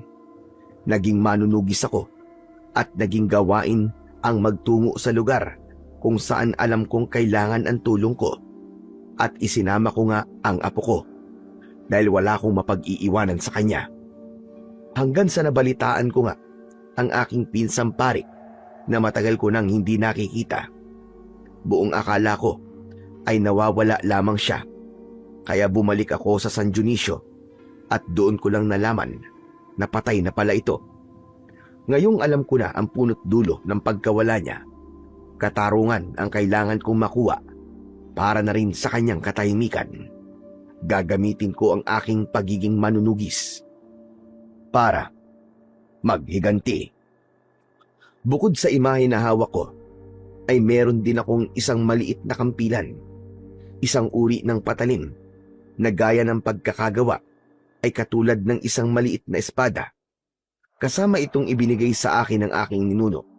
Kauri ito ng mga kampilan na gamit ng mga dato sa tribo mula sa Mindanao. ito ang ginagamit ko. Dati pa, at ngayon ay gagamitin ko uli para harapin sina Urbana at Candido. Bago ako natulog ng gabing yon, ay buo na ang aking desisyon. Hindi ko inaasahan na sa pagtulog kong yon ay magkakaroon ako ng isang panaginip. Sa aking panaginip ay nakausap ko ang pinsan kong pari na si Ignacio. Umiiyak siya at nagmamakaawa. Isinalaysay niya sa akin ang kanyang masaklap na karanasan kung paano siya nilapastangan ng mga masasamang nilalang. Pari siya, subalit ng mga panahong yun ay mas naging malakas ang kapangyarihan ng kasamaan, kaya nagtagumpay ang mga ito. Sa pag-uusap namin sa aking panaginip ay sinabi niyang lahat ng kasamaan ay may katapusan. Ako ang dapat tumapos sa kasamaan ni na Urbana, kaya ako napadpad sa lugar na yon sapagkat ako ang magliligtas sa mga taga San Dionisio para hindi sila tuluyang mapahamak at huwag tuluyang lumayo sa kanilang pananampalataya sa may kapal. Habol ko ang aking paghinga nang ako'y magising. Napanaginipan niyo po ba si Padre Ignacio, Lolo? Tama ka, Apo. Nag-usap kami. Marami kaming pinag-usapan. Baka po may gusto po siyang ipagawa sa inyo. Kaya niyo po siya napanaginipan, Lolo. Oo, Apo. At may pinapakiusap siya sa akin. Kaya hindi ko siya maaaring biguin. Dahil alam kong yun din ang magpapatahimik sa kanya. Mag-uumaga na ng mga sandaling yon, kaya hindi na kami nakatulog pa ng apo ko. Habang naghihintay kami ng liwanag, ay nagpakulo na ako ng tubig para magkape. Habang nagpapakulo ako ng tubig, ay biglang yumanig ang kinatatayuan ko na inakala kong guni-guni lang o baka nahihilo lang ako. Subalit, mas lumakas pa ang pagyanig. Kaya isang bagay lang ang nasabi ko. Lindol! Lumilindol, Apo! Lolo, ano pong gagawin natin? Natatakot po ako. Halika, Apo. Kailangan natin makalabas nito simbahan. Baka kumapano tayo dito. Nagmamadali kaming tumakbo papalabas. Nagsisimula ng lumiwanag ng mga sandaling yon. Malakas ang naging pagyanig. Umabot din ng ilang minuto ang malakas na lindol. Nang matapos yun, ay nakaramdam kami ng hilo. Hindi muna kami bumalik ng loob ng simbahan dahil sa takot na may kung anong napinsala sa estruktura at mabagsakan pa kami. Ngunit sa awa ng Diyos ay wala namang naging pinsala. Nang lumiwanag na ang buong San Dionisio, ay naging usap-usapan ang tungkol sa nangyaring lindol. Buong akala ko ay walang gaanong pinsala ang nangyaring pagyanig. Sa nalaman kong balita, ay umabot daw ng magnitude 7 ang nangyaring lindol, kaya tiyak na may mga napinsala sa ibang lugar. Subalit ang naging usap-usapan na narinig ko ay ang pagkakaroon ng bitak sa lupa sa iba't ibang lugar sa San Dionisio. Ngayon lang nangyari sa San Dionisio ang ganong kalakas na lindol. Pero salamat pa rin po dahil walang ganong mga bahay ang napinsala. Tama ka, Mang Alipio. Palibasa, hindi naman matataas sa mga bahay dito. Kaya lamang, nagkaroon pala ng malalaking bitak sa lupa. Oo nga. Kung titignan ng mga bitak, nakakakilabot. Para bang may kung anong maaaring lumitaw mula sa pagitan ng mga bitak. Natahimik ako sa sinabi ni Kapitan Simo. Dahil may naaalala ko, kaya lamang hindi ko maaaring sabihin kay Kapitan. Kaya naman, sinarili ko na lamang yon. Subalit bumalik sa isipan ko ang mga narinig kong pag-uusap ni na Urbana at Candido. Muli ay sinubaybayan ko si Urbana at gaya ng dati ay nakipagkita uli siya sa lalaki sa kuweba. Sa ikalawang pagkakataon ay napakinggan ko uli ang kanilang naging pag-uusap. Ang nangyaring malakas na lindol kagabi, Urbana, yun ang pahiwatig na malapit na. ang hinihintay natin, Candido?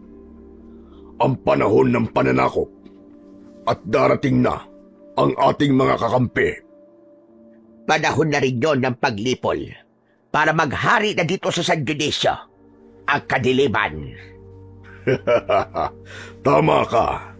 Kaya konting sandali na lang. Ipinaramdam na sa atin ang simula. Kaya parating na ang ating pinakahinihintay. Nasa mga pintuan na.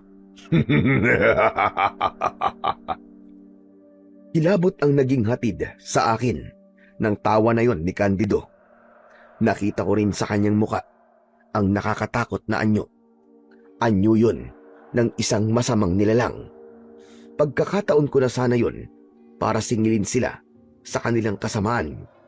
Kaya lamang hindi ako nakapaghanda ng pagkakataong yun. Hindi ko nagawang dalhin ang imahe at ang aking kampilan. Ang mutya na tanging makatutulong sa akin para gawin ang aking plano. Subalit naisip ko rin na hindi ako maaaring magpadalos-dalos sa aking gagawin. Subalit ng gabing yon, mas nakakakilabot ang sumunod na nangyari. Naulit ang malakas na lindol, kasing lakas ng nauna, subalit mas matagal. Ramdam ko ang kapahamakang hatid noon sa San Dionisio. Nang unti-unting humupa ang pagyanig, ay kasunod noon ay ang sigawan ng mga tao mula sa labas ng simbahan. Lolo, ano po yun? Bakit may naririnig po ako nagsisigawan? Naririnig ko nga rin, Apo. Posibleng may hindi magandang nangyari dahil sa lindol. Pakinggan niyo po, parang meron po silang kinatatakutan, Lolo Alipio.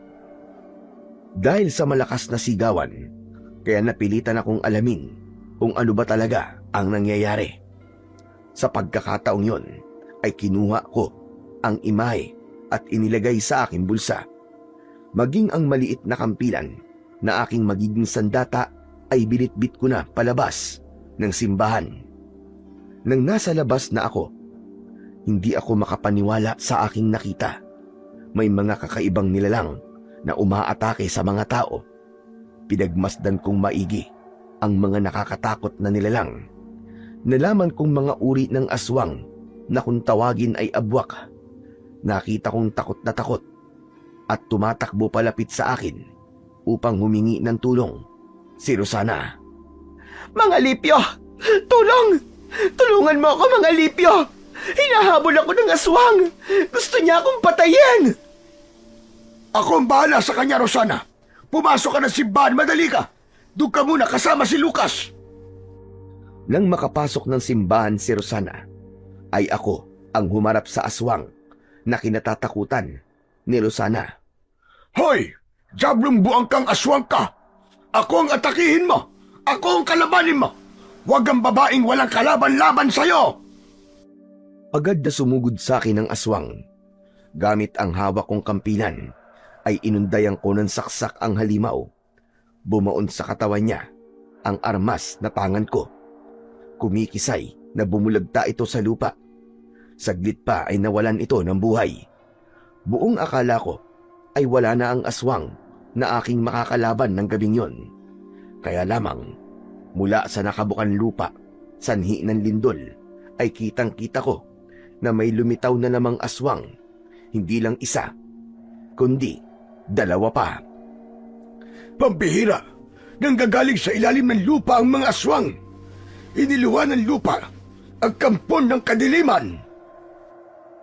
Mas mabangis at mas nakakatakot ang mga aswang na nakita kong lumabas mula sa nakabukan lupa.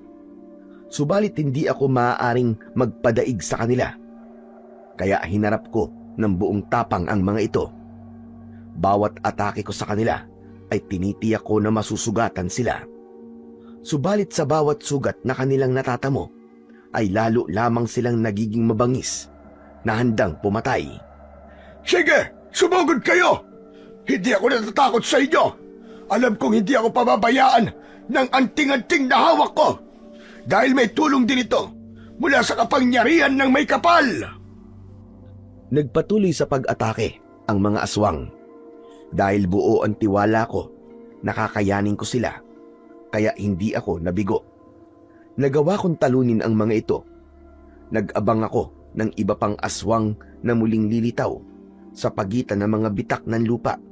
Subalit, wala na akong nakita. Isa lang ang alam kong dahilan bakit huminto sa paglitaw ang mga kampon ng dilim mula sa bitak ng lupa.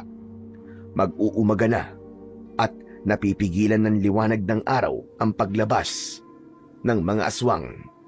Kaya naman, nagbalik na muna ako sa loob ng simbahan. Nakita ko roon si Rosana na nasa mukha pa rin ang takot. Agad siyang lumapit sa akin at nagtanong, Mang Alipio, napatay niyo po ba? Oo, saka wala na ang aswang. Wala nang lumitaw pa. Nakakatakot pa rin. Dahil tiyak kong may darating pa rin, Mang Alipio. Lalo na't nakabuka pa ang lupa na pinagmumulan ng mga kampo ng kadiliman na yon. Nakita ko nga na galing sa nakabukan lupa ang aswang na nakaharap ko. Ano po?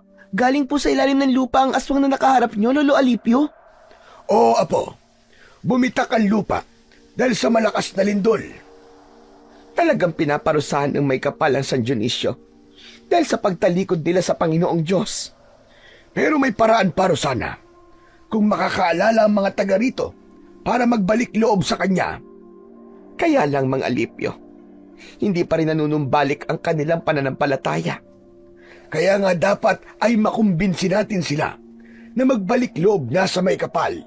Isa pa malinaw na sa akin ang lahat. Alam ko na ang buong pangyayari sa masaklap na sinapit ni Padre Ignacio. Kung sino ang may pakananan lahat, kilala ko na siya at dapat singilin sa naging kamatayan ng pinsang ko. Si Urbana ho ba ang tinutukoy niyo? Alam mo, Yan po ang kutob ko. At naririnig ko din na sinasabi ng iba. Kaya nga lamang walang makapagpatunay. Pero dahil sa sinabi mo, naniniwala na akong siya nga ang isa sa may kagagawa na. dahil narinig ko yon sa mismong bibig ni Urbana, napakinggan ko ang pakikipag-usap niya sa isang lalaking may pangalang Candido. Kaya natitiyak kong maging si Urbana ay kampon na rin ng kadiliman.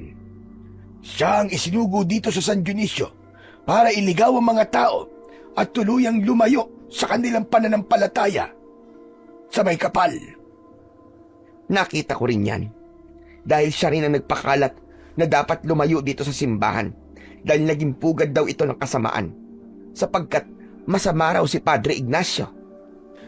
Tama ang lahat ng sinabi mo. Kaya dapat talagang magbayad si Urbana. Alam kong magkakarap uli kami ng babaeng yon. Saka, isa rin siyang aswang. Ano kanyo? Isang aswang si Urbana? Oo, Rosana. Nakita ko ang pagbabagong anyo niya. Kitang-kita talaga ng dalawang mata ko. Kaya dapat mag-ingat sa kanyang mga taga rito. Hayaan niyo po. Sasabihin ko sa mga taga rito ang tungkol sa nalaman niyo. Pero posibleng hindi nila ako paniwalaan. Sasabihin ko pa rin sa kanila ang tungkol sa nataklusan mo sa pagkatao ni Urbana. Dahil nga sa aking naging karanasan ng gabing yon, ay kinausap ko si Kapitan Simo. Dapat na niyang malaman ang mga nangyari at paano makapaghahanda ang mga taga San Dionisio. Kung ganun, tama yung nakarating sa akin, Mang Alipio. Nakarating na ano, Kapitan Simo? May mga nagsabi kasi sa akin na nakita nilang isang matanda na nakikipaglaban sa mga aswang na lumabas mula sa mga bitak ng lupa. Ikaw nga ang kanilang tinutukoy, Mang Alipio. Kailangan kong gawin yung Kapitan dahil maraming pwedeng mapahamak at maging biktima nila kapag walang humadlang sa kanilang pag-aasik ng lagim. Pero hindi ako makapaniwala na isang kagaya mo na may edad na ay may kakayahang gawin ang bagay na yun. Ginawa ko lang ang aking tungkulin, Kapitan. Tungkulin?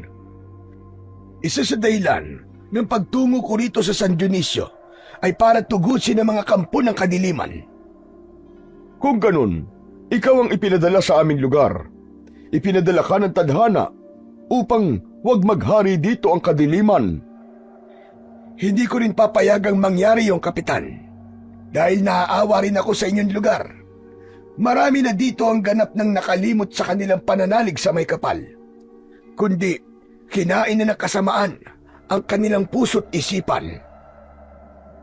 Dahil yung kay Aling Urbana, siya ay nagpakalat na wag na magtungo sa simbahan dahil naging pugad na raw ito ng kasamaan sa pangunguna ni Padre Ignacio.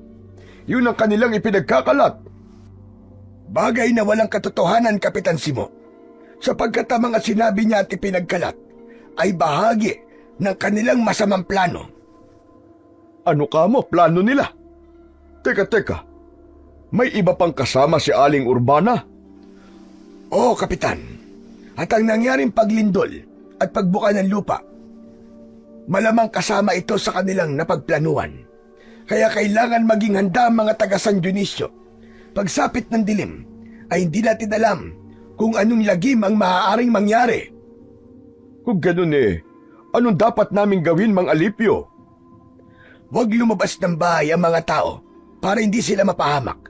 Gawin nila ang pagdarasal sa kanilang mga bahay. Yun ang dapat nilang gawin. Sige. Agad kong ipapaalam sa mga taga rito. Kung kailangan nilang lumabas, ay magdala sila ng asin o bawang na maaari nilang gamiting pangonta sa mga aswang. Pero sa kabila ng gagawing pag-iingat, isang bagay ang pinakamahalaga at huwag kalilimutan. Dahil pinakamalakas yung sandata, yun ay ang panalangin nila sa may kapal. Matuto sila magbalik loob sa Panginoon at isuko ang lahat ng kanilang kasalanan. Alam kong sapat na ang mga sinabi ko kay Kapitan Simo para maintindihan niya ang ibig kong mangyari. Dahil kahit meron akong taglay na anting-anting para harapin ng mga aswang, ay hindi yun makakasapat kung walang suporta at tulong ng panalangin mula sa mga taga San Dionisio. Kaya nang maghapong lumipas, ay ikinagulat namin ni Lucas ang pagdating ng mga tao sa simbahan. Wala mang pari na nakatalaga roon, ay nagtungo pa rin ng mga tao sa simbahan ng San Dionisio. Lolo, may dumarating po na tao dito sa simbahan. Oo nga, Apo. At nakakatuwa na unti-unti bumabalik na ang kanilang paniniwala sa Panginoon Diyos. Kailangan nilang tulong na may kapal, Lolo. Lalo na po sa nangyayari ngayon dito sa San Dionisio. Tama ka, Apo. Hindi lingid sa kanila ang nangyayaring lagim, ang paglitaw ng mga aswang mula sa mga bitak ng lupa. Habang may mga taong nagpupunta sa simbahan, ay nakita ko ang pagdating ni Urbana sa lugar, malapit sa daan papasok sa simbahan. Kinakausap niya ang mga taong nakikita. Ano bang ginagawa nyo? Bakit kailangan pumasok pa kayo sa simbahan? Wala nang maitutulong sa inyo ang pagsisimba. Saka wala namang pare dyan Baka nakakalimutan nyo ang ginawang kasamaan ng dating pare na ipinadala rito. Pinipigilan ni Urbana ang mga tao na pumasok ng simbahan, kaya lumapit na ako at nakialam. Ikinagulat ni Urbana ang paglapit ko. Oh, nagulat ka yata sa akin, Urbana. Ano bang kalokohan ang ginagawa mo, Alipio? Kalokohan bang hikayatin ng mga taga rito para magbalik loob sa Panginoong Diyos? Hindi sila matutulungan ng Diyos na sinasabi mo. Ang pari nga na dati ipinadala rito ay walang nagawa dahil siya man ay naging alipin ng kasamaan. Teka nga lang, Urbana. Sigurado ka ba dyan sa sinasabi mong yan? Aba, oo naman. Dahil nakita ko kung paano siya gumawa ng kasamaan dito sa baryo. Kung paano siya pumatay. Hanggang ngayon ba ay kasinungalingan pa rin ang gusto mong ipakalat?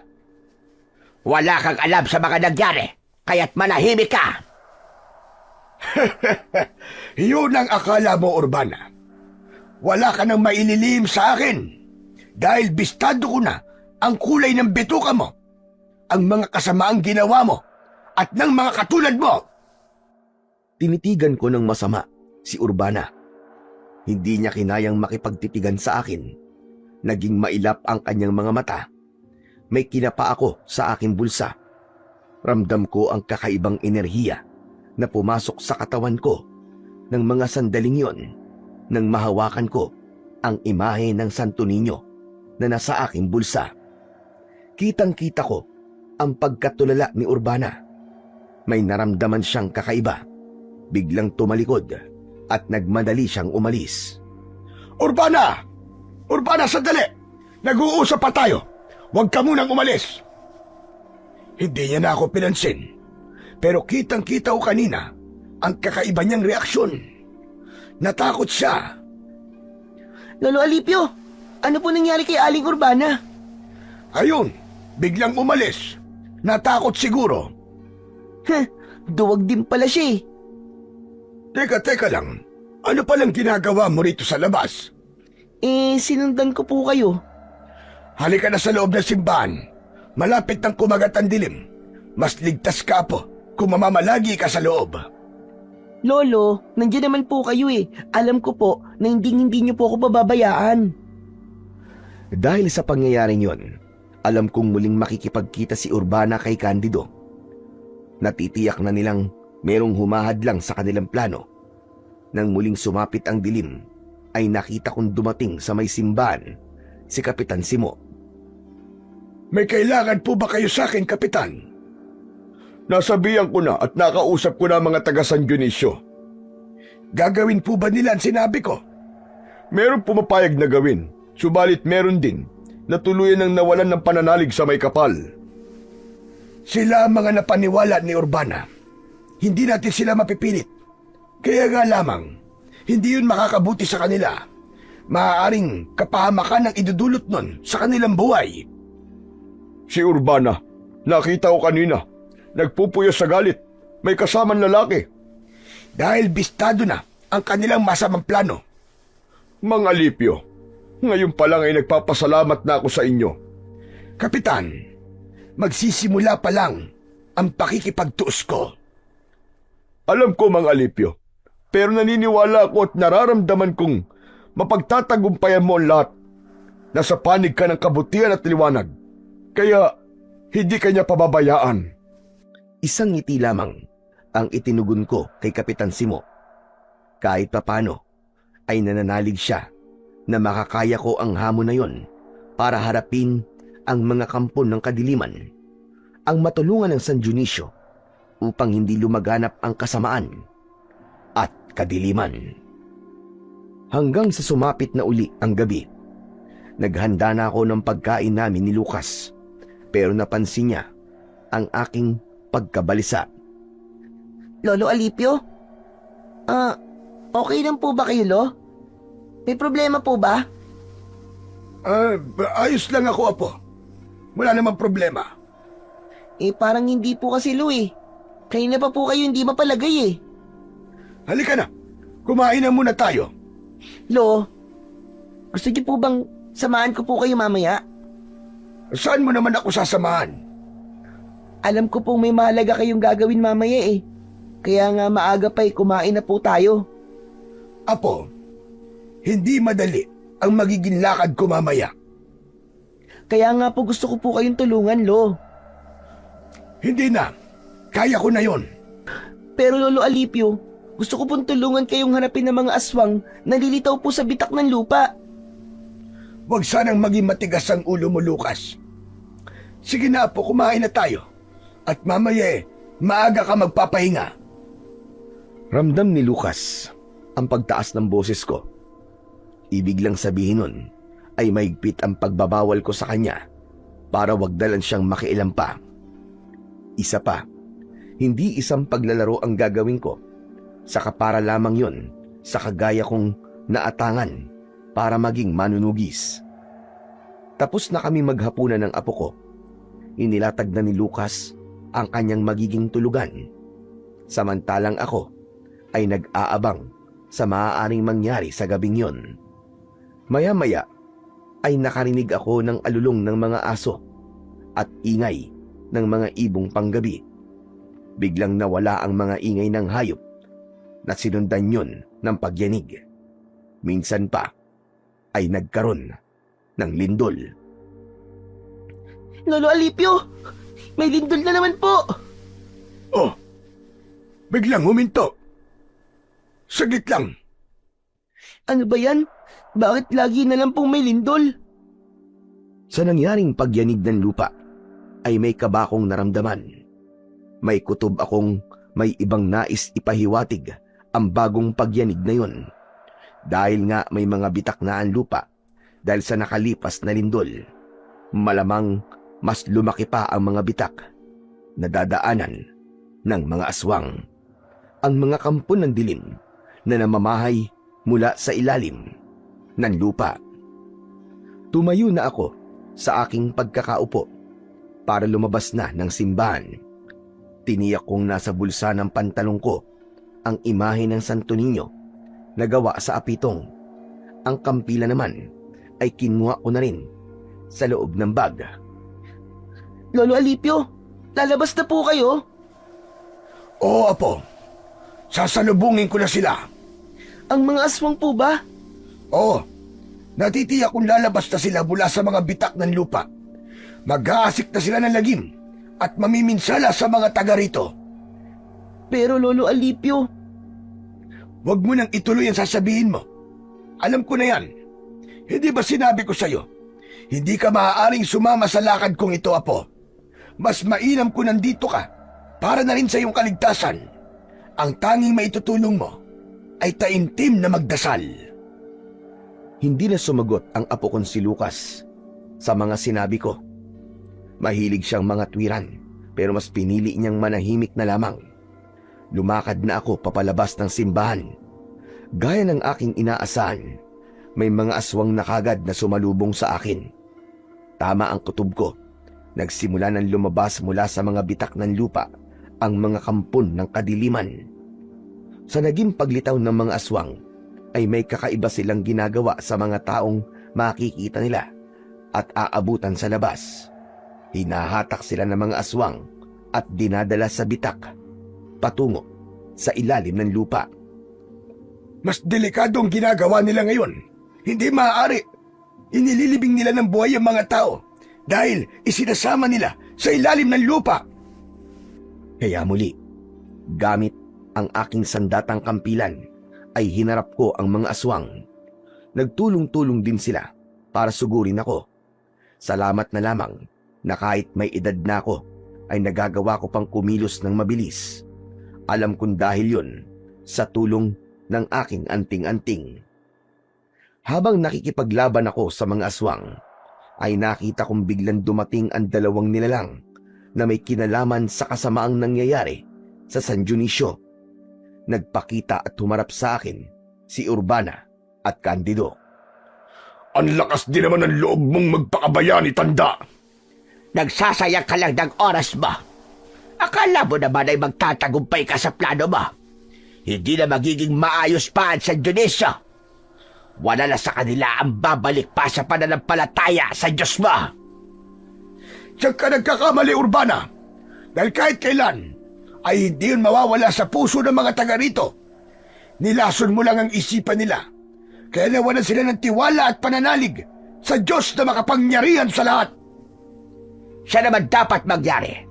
Dahil yun ang nais ng kinikilala kong Panginoon.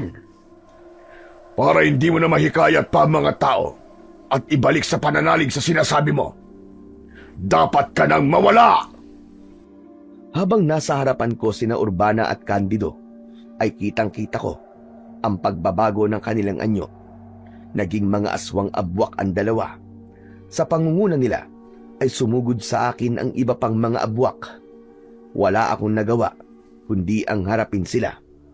Buo ang tiwala ko na hindi ako pababayaan ng aking anting-anting at ang pananalig na nasa aking puso. Kaya naman, nagagawa kong patumbahin ang mga aswang na umaatake. Kaya nga lang, tila hindi sila nauubos dahil may lumalabas pa rin mula sa mga bitak. Sumuko ka na, tanda, dahil walang ibang pupuntahan ang tapang mo, kundi kamatayan. Kayong mga masasama at kampo ng dilim at siyang mawawala sa mundong ito. Akala mo lang yun, Alipio. Sa dami ng mga kampo ng kadiliman na magtutulong-tulong para atakihin ka, wala ka ng ibang mapupuntahan. Sa pagkakataong yun, ay kinuha ko ang imahe na nasa aking bulsa at idinikit ko sa kampilan na hawak ko. Nagliwanag ang imay at biglang kumawala mula sa aking pagkakahawak. Samantala, ang kampilan ay humaba ng ilang pulgada kaya mas madali kong nagamit para harapin ang mga aswang. Kitang-kita ko na nananatiling nakalutang sa ere ang imahe ng Santo Niño. Lalo pang nagliwanag ito at ang liwanag ay tumama sa mga aswang na nakakalat. Samantalang nakatakip naman ang muka ng mga aswang na sina Urbana at Candido. Nasisilaw sila at hindi kinakaya ang liwanag mula sa nagliliwanag na imahe. Nakita ko kung paano itinataboy ng liwanag ang mga kampon ng kadiliman. Isa-isa silang nahuhulog sa nakabukan lupa hanggang sa kasamang nahulog sa mga bitak, sina Urbana at Candido. Dinig na dinig ko ang kanilang sigawan habang nahuhulog. Kinain na sila ng lupa nang ang mga kampo ng dilim ay nahulog ng lahat sa nakabukan lupa. Tumama naman ang liwanag sa mga bitak at unti-unting nagdikit at nagsara. Wala na. Kinain na ng lupa ang mga aswang at nawala na rin ang mga bitak na nilika ng mga nangyaring lindol. Saglit pa ay bumalik sa aking palad ang imahe na kanina lang ay nakalutang sa hangin at nagbigay ng kakaibang liwanag. Hindi pa rin ako makapaniwala sa pangyayaring yon. Habang nasa isipan ko ang pagtataka, ay narinig ko ang pagtawag sa akin ng apo ko na si Lucas. Lolo Alipio! Lolo Alipio, nagtagumpay po kayo! Ang galing nyo! Sabi ko naman sa'yo, huwag kang lalabas. Pero wala na po ang mga aswang, di ba? Nakita ko po, kinain na po sila ng lupa. Isang himala ang nangyari, apo. Tama po kayo, Lolo Alipio. Dahil sabi nyo nga po, hindi tayo hahayaang mapahamak ng Diyos na may kapal. Lalo na't marami pong tumulong sa inyo, Lolo Alipio. Tumulong sa akin? Opo, Lolo. Hayun po sila, oh. Tignan nyo po. Itinuro sa akin ni Lucas ang pintuan ng simbahan. Nakita ko roon na papalabas sina Kapitan Simo at Rosana. Kasama niya ang mga naninirahan sa San Dionisio. Galing sila sa loob ng simbahan. Nung lumabas po kayo kanina, Lolo, nakita ko naman po ang pagdating ng mga tao. Papunta po sa loob ng simbahan. Gaya ng bilin mo, Mang Alipio, hinikayat ko mga tao para manalangin at manumbalik sa kanilang pananampalataya sa Diyos na may kapal. Kaya nagtipon-tipon kami dito sa loob ng simbahan para manalangin at humingi ng tulong sa Panginoong Diyos. Habang papunta kami sa simbahan, ay walang aswang na umatake sa amin dahil may baon kami mga pangontra. Hindi ako makapaniwala sa mga nangyari. Tama ang aking naging desisyon dahil muling nanariwa ang pananampalataya at natutong magbalik loob sa Diyos ang mga taga San Dionisio, sapagkat yun lamang ang tanging sandata laban sa kasamaan. Walang hindi magagawa ang tunay na paniniwala at pananalig sa Diyos na lumikha. Yun ang naitulong ko sa mga taga San Dionisio, ang maibalik ang nawala nilang pananampalataya. Kasama na rin doon ang pagkakaroon ng katarungan sa naging kamatayan ng pinsan ko na si Padre Ignacio. Wala na rin ang mga nilalang na gumawa sa kanya ng masama at sumira ng kanyang pangalan. Muli ay matatahimik na ang San Dionisio. Totoong maraming mga tao ngayon ang nakakalimot na sa kanilang pananagutan sa Panginoong Diyos. Lumalamig na ang kanilang pananampalataya. Ito ang sanhi ng mga kalamidad at kaguluhang nangyayari sa atin. Subalit kung manunumbalik tayo sa ating pananalig, hindi liko o bulag ang ating Panginoon para hindi tayo tulungan at iligtas sa mga kasamaang nangyayari upang bigyan ng kapayapaan sa ating puso at isipan.